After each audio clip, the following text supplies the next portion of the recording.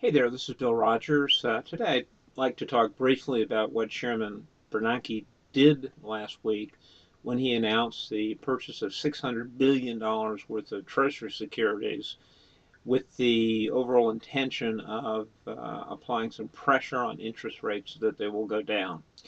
Many people understand the concept of what he's trying to do, but few really know how actually the money gets into circulation. I'm going to do a brief caricature of that. It's a little bit more complex than this, but I found that breaking it down into its simplest parts sometimes create a better idea of understanding how the process works. Um, Picture yourself in the Fed of New York in the basement, and there's a man there with the press. And he begins to crank out dollar bills in this press room. He moves the handle, cranks and cranks and cranks and cranks. And soon cash fills the press room and spills out into the corridor and continues to push down the corridor into the various offices. Finally, he's printed his $600 billion worth of cash. What does he do with it then?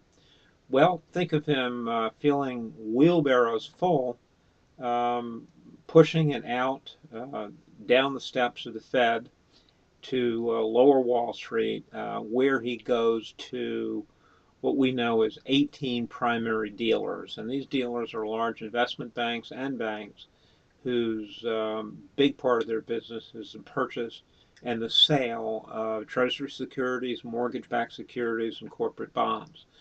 They purchase and sell for large other institutions, could be foreign governments, pension funds, or mutual funds, as well as holding treasuries in their portfolio.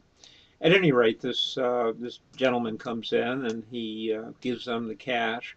They in turn give him the securities that they've had in trust with them. He takes his securities across the street back to the Fed and puts them in the vault.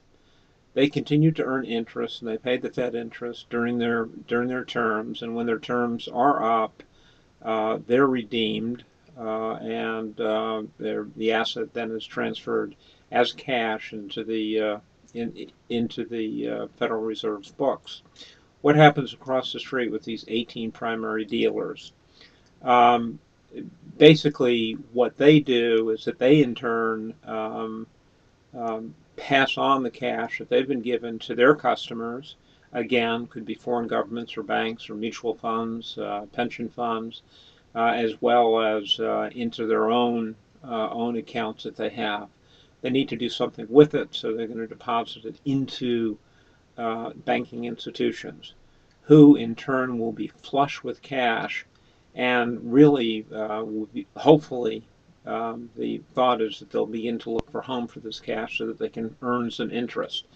With so much cash in the marketplace, the thought is that this will place downward pressure on interest rates, and we'll see lower interest rates, which in turn will stimulate demand by small businesses and consumers.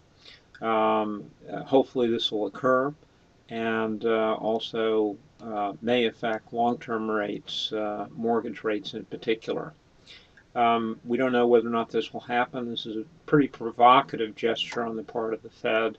This is new territory that they really haven't done before. There's a lot of indications from some foreign governments that they're not really happy with it, and also some internal pundits, economic specialists are saying that this could create a huge potential for inflation. Bernanke thinks not. What he doesn't want is what economists term as a lost decade, similar to what occurred in Japan when the economy began to deflate, inflate. We'll have to see what happens. I hope this has been interesting to you. If you've got any questions, please shoot me an email or give me a call. From the slopes to the shore, from Great Falls to Condo Canyon, get rockin' with Lock-In. Take care.